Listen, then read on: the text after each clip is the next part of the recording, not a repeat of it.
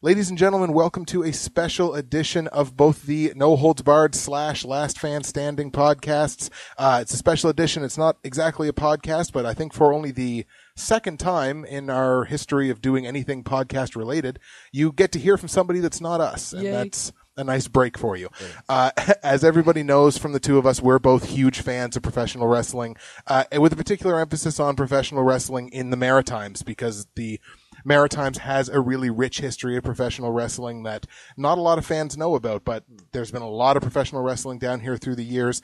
And on the line with us today, we have a couple of those modern day representatives of Maritime professional wrestling, and we're really excited to have them on the line with us. On the line first, we have Doug Robar, who's a former promotional manager for Ultimate Championship Wrestling, which is UCW, down this way. Doug, say hello. Hey, how are you doing today? Not too bad, sir. We're happy to have you with us. Very happy to be here. And we also have a former UCW performer as well as a trainer as well, Mark Maverick. Mark, how you doing today? Not too bad, guys. How you guys doing out there? Excellent. We're doing great, sir. Thank you very much.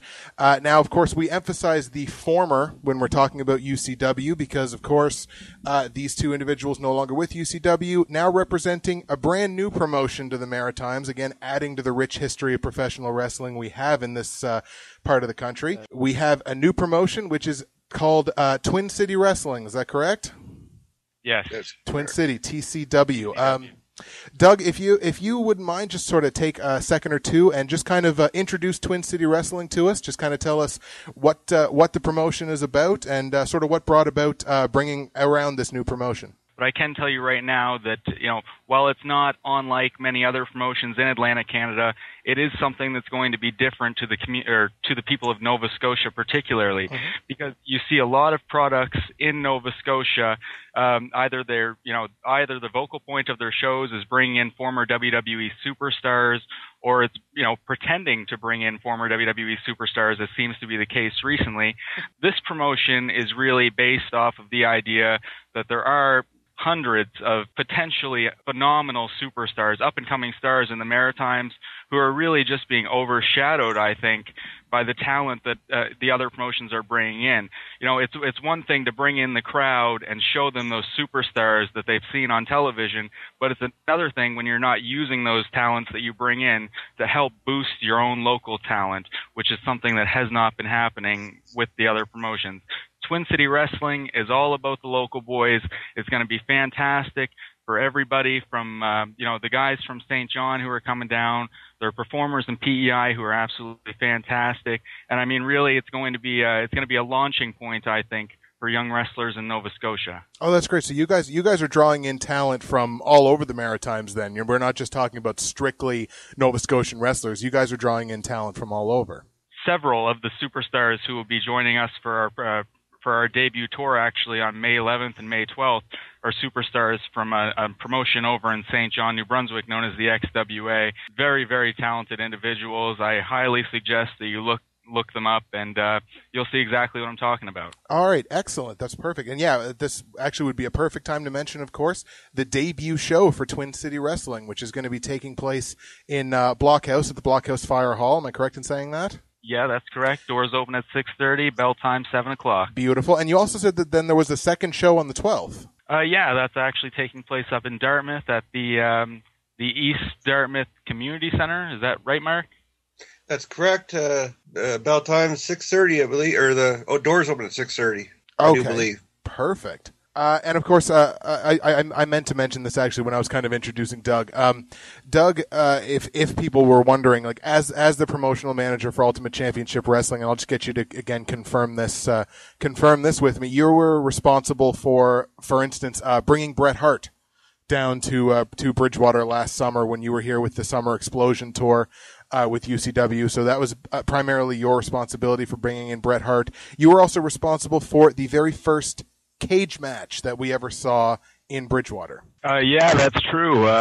Actually, what had gone down there was I had basically begged and pleaded with the exhibition to give UCW a chance for 3 continuous years. What had happened was they didn't want to do the show in July because we had just had the Bret Hart show this past June, and they thought it'd be watered down. And I suggested to them, let's bring in the steel cage and we'll promote that at the Bret Hart show. And I think it's pretty damn cool that Bret the Hitman Hart made an announcement that was originally made by me. Yeah, absolutely. That had to be kind of a cool experience to hear really anything that's sort of your brainchild kind of come out of the mouth of Bret Hart. It's kind of a cool experience.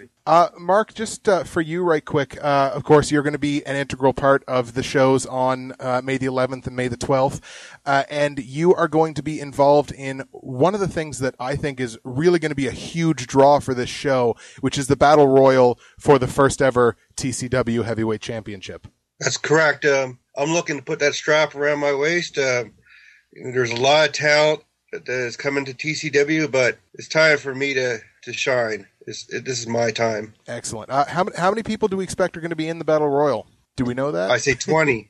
20, I think, at the most. Cyril's been doing a great job with the promotion. He's been getting trained professional wrestling guys. He's been promoting. He's been doing everything that a promoter should do, and that's do the show for the fans. Yeah, absolutely, and that is going to be just an absolute massive draw, I think, for that show.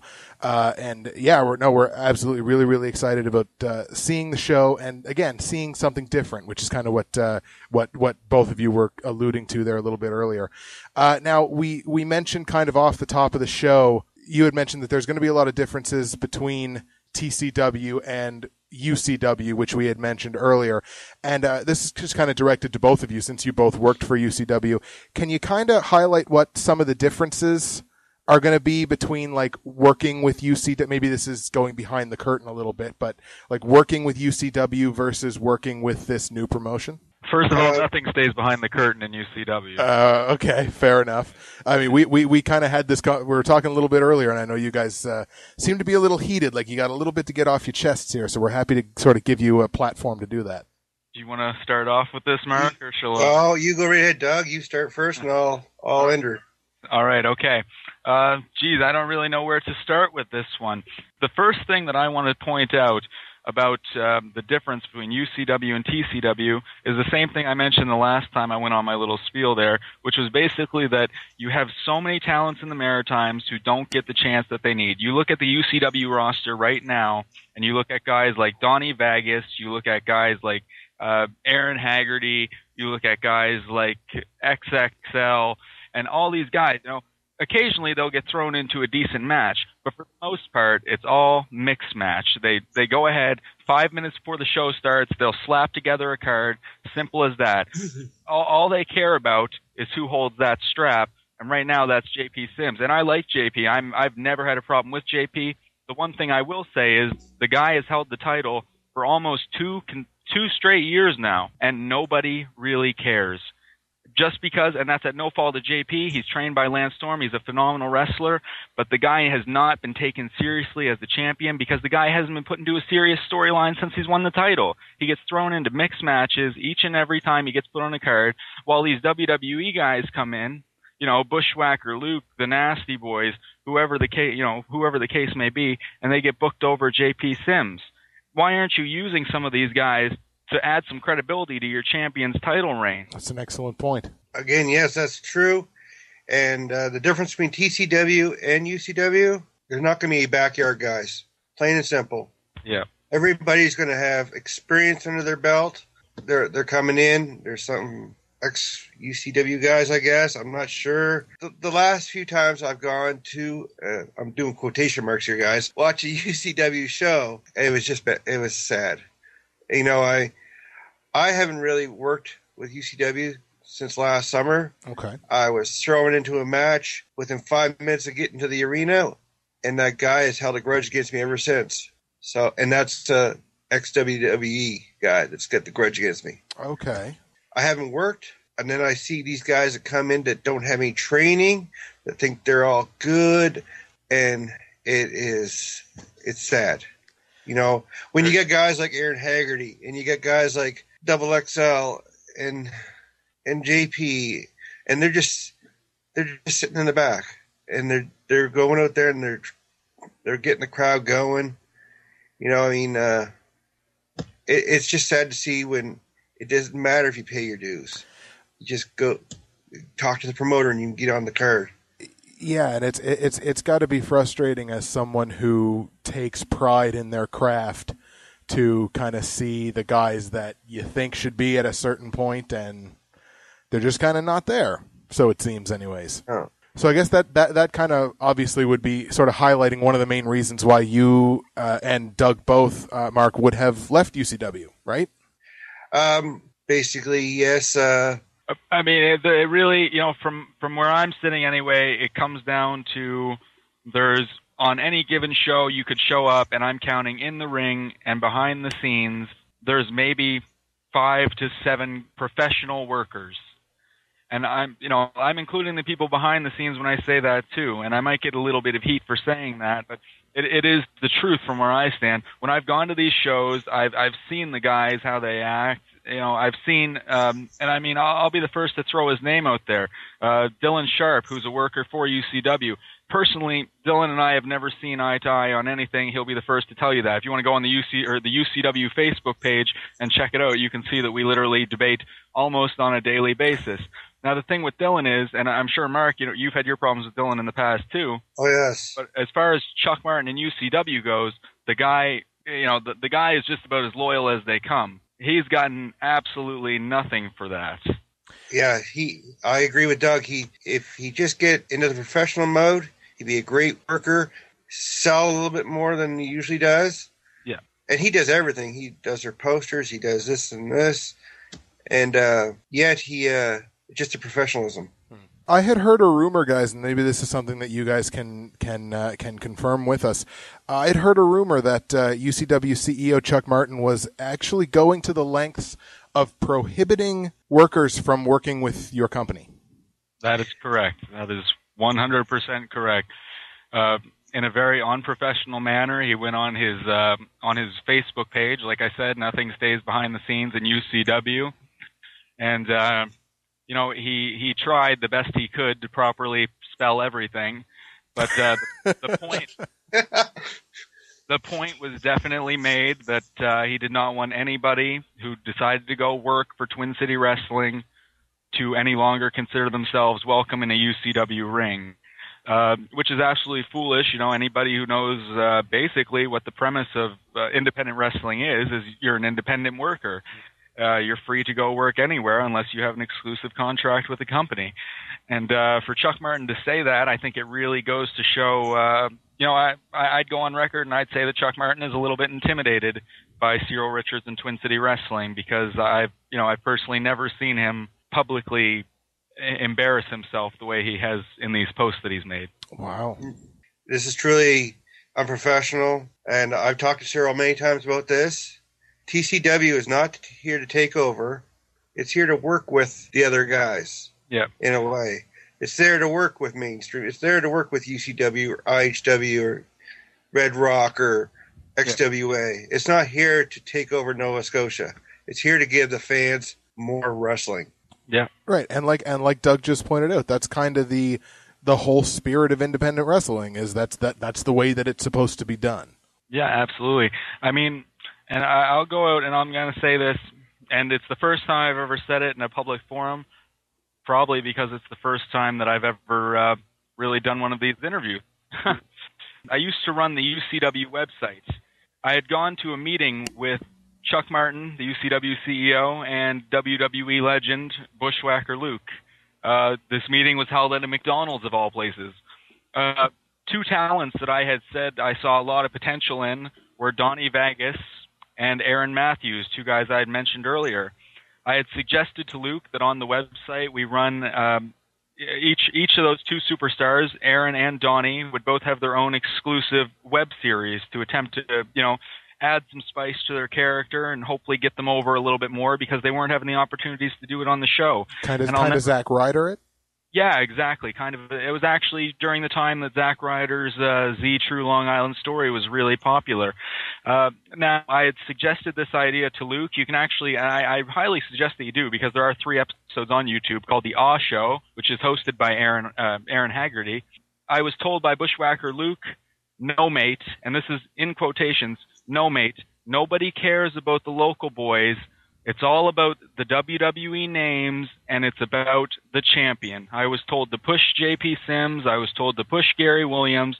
I was told to plaster the website with Scott Steiner and Bushwhacker Luke. Other than that, forget about everything. Now, right then and there is pretty much when I saw that this company didn't have the right idea. You can't boost the value of your employer, of your talent, if you're not willing to invest anything at all in them. If you're just going to continue to recycle the same storyline between the same 2 to 3 guys, nobody's going to care about all those other guys. And that's exactly what the problem is. He relies too much on those WWE names. He relies too much on that one championship belt. I'm not trying, and I know it seems like it, I'm not trying to, really rain on the UCW parade, but I'm just calling it like I see it. I see a company that really neglects a lot of phenomenal talent in exchange to put over, guys who were relevant back in the early 90s, for example. That's not helping the younger generation at all. Right. No, absolutely. So, what do you see? Well, both Doug and Mark can kind of comment on this as well. What do you see as far as the future of, we can call it relations between the two companies, we can call it the competition or the battle, if you want to call it, between the two companies? Where do you see the future of these two companies, or these two companies going head to head? Where do you see that future going? I made a comment. It was deleted off the UCW page, actually, and I'll throw this out there. On the UCW page, you pretty much have to say UCW is the best promotion in the world, and really put them over, or they're just going to ban your comment and probably kick you out of the group, as many people have learned. They're not very good with negative criticism, I guess. It all really comes. It all really. Sorry. Is it? No, my go turn? ahead. Okay. All right. In my opinion, it comes down to how the boys are going to really perceive this whole Chuck Martin telling them they can't work for anybody they want situation. Personally, I could see it coming down to, maybe everybody will see the light. Maybe everybody will see, and once again, I'm not trying to start anything here, but maybe the boys will say, we're not being used to the full of our potential here. Maybe they will all come over to, another promotion, not necessarily saying TCW, but long before TCW, guys were jumping ship to Red Rock and what's the other promotion over there? IHW. IHW, yeah. So, it's not like the first time guys have tried to go for greener grasses, But, I wouldn't be overly surprised to see that instead of wrestlers only being able to work for UCW is the only promotion nobody will work for, and I could see that happening. You can't run a show every month with strictly only WWE guys, or former WWE guys, because, that's what it's going to come down to, as far as I can see. You can't, Dylan Sharp will stick around. I'm sure the Maritime Menace will stick around. You can't have Maritime Menace fight Dylan Sharp 7 times a night and expect the crowd to really care, no matter how many different masks either guy puts on. Can I just say something first, to interrupt a little bit? Yeah. Oh, I'm done. The word you said was wrestle with those two guys. Yeah, I know. I've never seen Maritime Menace wrestle once in my life, and I've known him for a very long time. Well, they'll hit each other with pans or something, I'm sure. Yeah. Well, when we used to have our little backyard wrestling thing, it was always cardboard boxes. Cardboard boxes was our big weapon. So maybe if Chuck's got to dig deep for new weapons in hardcore matches, he might want to consider cardboard boxes. Who said it was hard being in a hardcore match? I said the Maritime Menace. Oops. Well, I didn't say it. It is what it is. Mark, you mentioned a little bit earlier, you had mentioned mainstream wrestling a couple of times. I just wanted to kind of sort of, we've been talking about how, you have companies that are pushing these stars that were, popular in the early 90s or before that. Do you have any comments about the mainstream wrestling show that's going to be featuring, and I do this in quotation marks as well, Doink the Clown, and Los Conquistadors, I think, are also on the card, who haven't been relevant since the first Bush was the president of the U.S. Yeah. But yeah, do you have any comments about that, or is it just kind of another example of what the maritime companies have been going towards? I have nothing against Devin or in mainstream wrestling. Everybody's got a doink in their company. So if everybody said they had a WWE doink, there's been, it must be about 12 doinks so far, and since Matt Bourne started it. Matt Bourne's the original. Yeah, he's the original. Yeah, and we know he's old and he can't do it. I talked to Matt less than 3 hours ago. It's anybody can be put under a mask. I've been under a mask. As for mainstream, if they want to bring in the conquistadors or however you say it, something like that, it's a symbol. It might not be the same guys, but it's a symbol. Mm-hmm. And, somebody remembers that. That's great. That's the fans. He's bringing them in for the fans. He's not doing it. He's not bringing in. Oh, here's a good example. Last year, Hurricane Helms had Big Daddy V and Bushwhacker Luke all in the same UCW card. Yeah. It was great meeting those guys. But did they bring in anybody? They brought in the exact same amount of people that local guys would bring in. Mark, I had meant to ask you, and I always like to ask performers this when I get the chance to speak to them. Every professional wrestler, whether it's independent or you're dedicated to one company or what have you, they always have such fantastic road stories. And I've heard great road stories from Adam Copeland, who was Edge, and I heard a couple of really good ones from Bret Hart and Lanny Poffo and all that stuff. Hit me with one of your favorite stories from the road as a professional wrestler. Well, there's a lot of stories, but I don't think I'm allowed to say them. So, anything with Larry is not allowed. No. This isn't even with no, it's not even with UCW. This is I was with New Breed, and we ribbed really bad on one guy.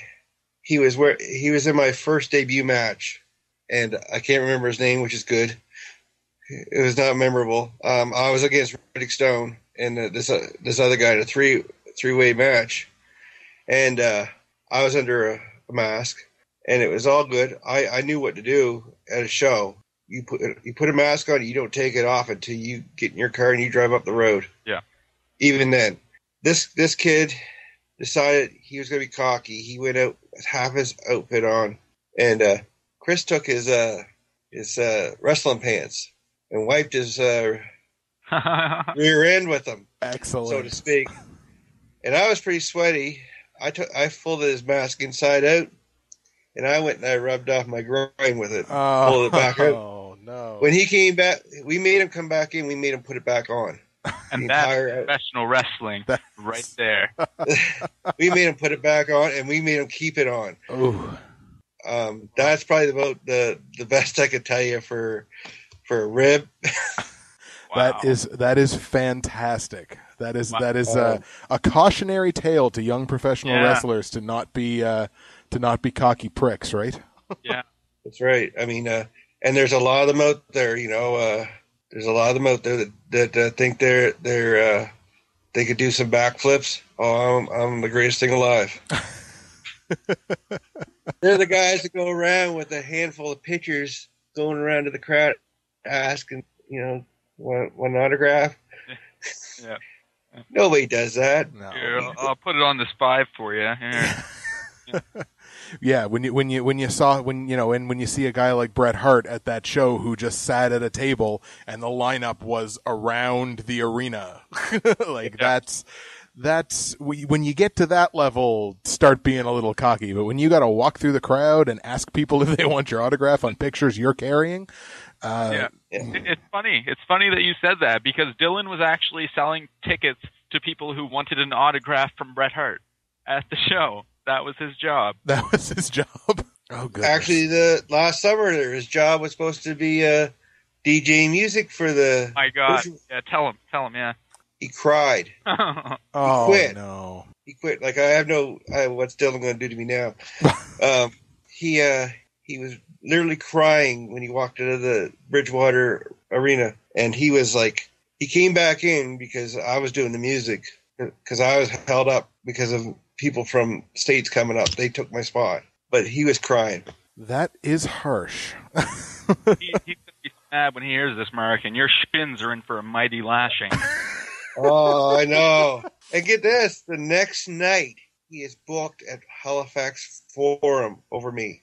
Wow. Wow. That's like, I remember one of the first big trips I took with Chuck, we went to, what was it? Where was that in PEI that we went there? Yeah, way out in the middle of nowhere. Yeah. Whatever town in PEI has the cheapest arena, I'm sure. We'll just call it that. And Zing. I don't know if we're even really allowed, I'm sure it's illegal to say it, but a bunch of the ring crew, including myself, were driving in the back of the ring truck on the way home, sitting on top of the ring equipment and whatnot. There was about 8 of us in the back of this truck. And I remember on that night, a guy who I plugged a few times during this, whatever you want to call it, Donnie Vegas, he had actually competed in a match against Dylan Sharp earlier that night. I think Dylan might have been doing some gimmick at the time. He was wearing a mask. And I could not help but just kind of rub it in Donnie's face a little bit that he actually had lost to Dylan. And I mean, I swear to God, it crushed the poor boy to actually have to lay down for Dylan. Like, I mean, it's shameful how that. Donnie's a great worker. He is. He's, in my opinion, he's the most underrated guy on that whole show. Yeah, I mean, he had to do this NWA show. Oh yeah. And no, I'm not saying any ill words towards it because I have friends there. Yeah. But the first match was Dylan Sharp versus James Carr, which I'm very proud of James Carr. He's one of my last students. Mm-hmm. James Carr did a great job. I'll say something about the other guy later.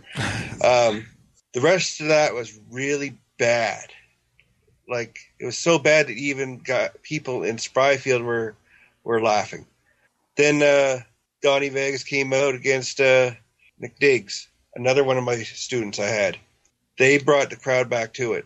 They got it all fired up for Renee versus Double XL, which I should say that this is a little moment. The reason that Mr. Sharp is not on my Facebook anymore and blocked, he asked for my opinion of the match, and I gave it to him. I said his selling wasn't up to what he usually does, and I think I made him cry. Yeah, not too hard.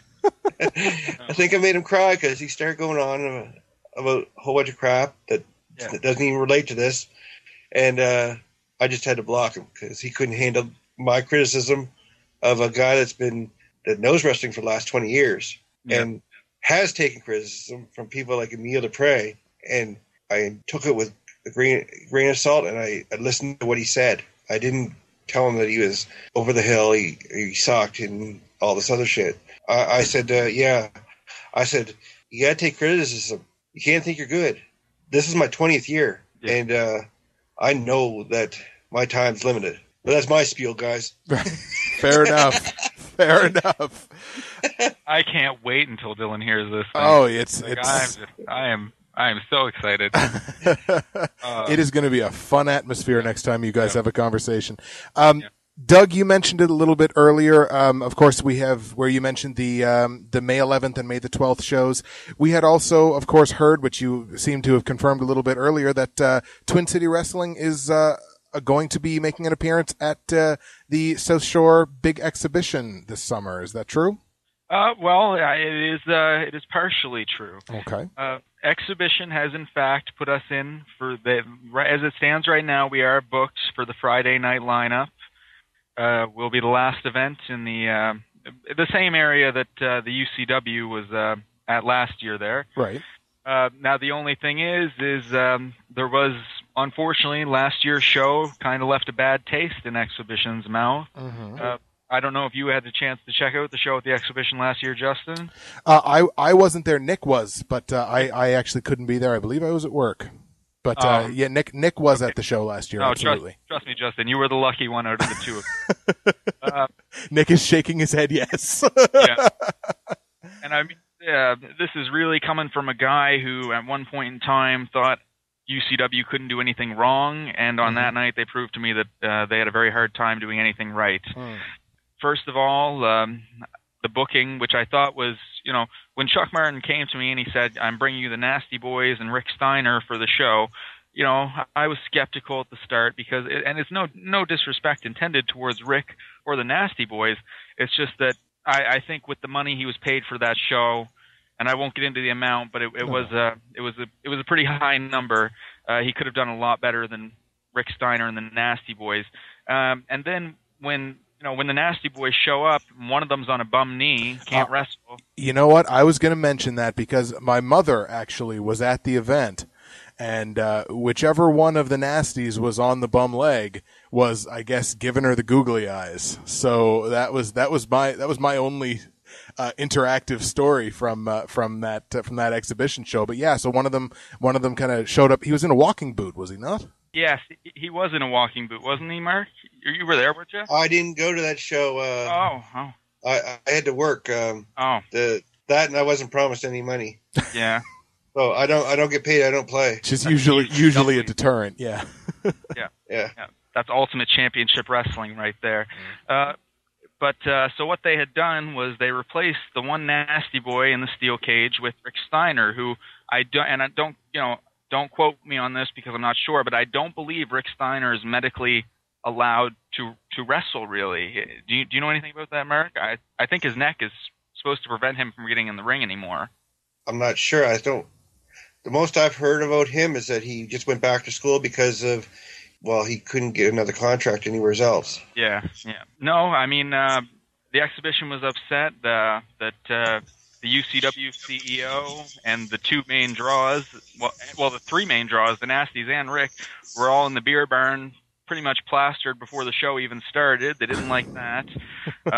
It was just, all in all, it was a really sloppy show. They didn't take it very seriously at all, considering the amount of money they were getting paid for it. Right. So I called up Christine, who's the lady I've always dealt with at the exhibition, and she said that while they are very skeptical about it, they're going to send two people out from the exhibition to check out TCW. As it stands right now, we're booked unless they don't like what they see. So, for us, it's really just about putting on one hell of a first show and getting into that exhibition. Well, exactly, and we've purchased our tickets, so Nick and I will both be in attendance at the show. There's one thing I want to say about that. I saw your vlog, and anybody, I advise you go check that vlog out. It's under Bridgewater's Finest, isn't it? Yeah, it's on my YouTube page, youtube.com/Bridgewater's Finest. Yeah, it's a really good showcase of that, the Bret Hart show in Bridgewater with UCW. But I will say one thing that I've always laughed at that video is when you went to that meet and greet there, and Bret Hart wasn't there. Yes. And if you look at the centerpiece of that poster promoting the meet and greet at the lounge, it was Bret the Hitman Hart. It was a pink and black poster. Bret Hart was highly advertised to be at that meet and greet. Mm-hmm. And this is, something that, I feel like has to be said about why Bret Hart wasn't at that meet and greet. About 2 hours before the meet and greet was supposed to go down, Chuck Martin arrived at the Bridgewater Arena, said Bret's not coming. At first, I thought, holy, yeah, absolutely. Is he not coming to the whole show, or is he just not coming to the meet and greet? He said he's not coming to the meet and greet. Now, the reason Bret didn't come to the meet and greet is because a fella by the name of, he's another Doug who works for UCW anyways. He does all the promoting over in PEI. Uh-huh. Doug and I had this little war about who was going to draw more. Was PEI going to draw more, or was Bridgewater going to draw more? Doug Parker actually was highly vocal in saying he didn't think Bridgewater, Nova Scotia was big enough to have Bret the Hitman Hart. Really? Yeah. Now, what Doug Parker did was before the guys even left Halifax to come down to Bridgewater, Doug Parker goes ahead and tells Bret Hart that he should take his, I believe she was his wife, not his girlfriend, to a walking park in Halifax and skip the meet and greet, just because of this little, this little rivalry that he and I have, Wow. And I mean, that just goes to show you the lack of professionalism in that company when people will actually hurt the company's reputation just to put themselves over. And Doug Parker, I don't like the guy one bit. I hope he does hear me say that too. That is some petty stuff right there. Yeah. And I'll go ahead and I'll say it about well, I won't say it now because he's actually fallen quite ill. But there was another guy who used to be pretty big behind the scenes in UCW, and it's hard to do anything when you're more worried about getting your promoters over than you are your wrestlers. Wow. And that's not the kind of thing that we're going to expect, and that's not the kind of thing that we're going to see from Twin City Wrestling. So, ladies and gentlemen, everyone that is listening to this, if you're in the Bridgewater area, Saturday, May the 11th, BlockHouse Fire Hall, doors open at 6:30 p.m. Tickets $12, I believe, for adults, $8 for children and senior 65 and over. They're at, Cleve's and Charlie's Pizza? You can buy advance tickets? That is correct. Cleve Sporting Goods on King Street in Bridgewater. Charlie's Pizza is located on St. Phillips Street. Absolutely. So get up there, get those tickets. It is going to be an excellent show. One thing, just so everybody knows, those advance tickets, they are $12 firm at both Charlie's and Cleve's, like I said, and they guarantee you first or second row seating. So those are premium seats. You might show up at the door expecting to get your ticket, and all those front row seats might be sold out. So. Well, we went to the effort of getting the advance tickets for the Summer Explosion show, of course, with UCW, and the first couple of rows, they were excellent seats for that show. So, absolutely, it's the benefit of going out and getting the advance tickets. So, absolutely, go out, get those advance tickets, and you're going to be in for a hell of a show on May the 11th. And for any wrestling fan out there planning on attending the TCW show, I can personally guarantee you that if you're a wrestling fan who's not going to see the guys from the 80s and 90s, if you're a pure wrestling fan who wants to see some fantastic Maritime performers, look no further than Twin City Wrestling, BlockHouse Fire Hall, May 11th, because it really will be the best wrestling show, and I am saying wrestling show, that's ever hit the Maritime, or that's ever hit the So Shore. Perfect. Outlaw Mark Maverick, Doug Robar, I want to thank you guys both very, very much for taking the time to come on here and be with us today. And we are really, really looking forward to these couple of shows. If at all possible, we're going to try to make it out to both of them, get to Dartmouth, see that second show, and we're definitely expecting big things from Twin City Wrestling. As you should be. It's going to be good. Oh, perfect. Definitely. Thank you both very, very much for taking the time to be with us today. This is No Holds Barred and Last Fan Standing podcast. You can catch us every week. Twin City Wrestling. Get those tickets. Get out and see that show.